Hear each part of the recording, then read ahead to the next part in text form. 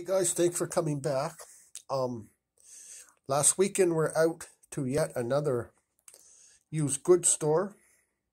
Um, about a vintage book from 1981 called The Simple Solution to Rubik's Cube.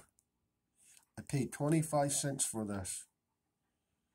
I bought the vintage Rubik's Cube called Square One.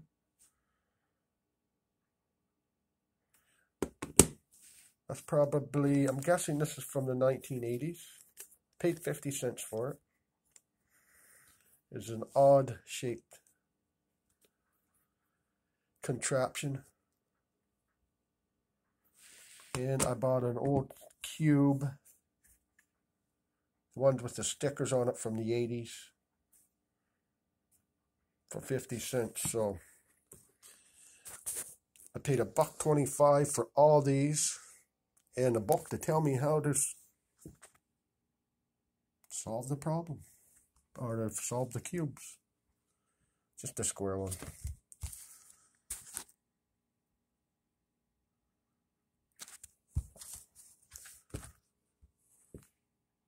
So they're my finds for this long weekend.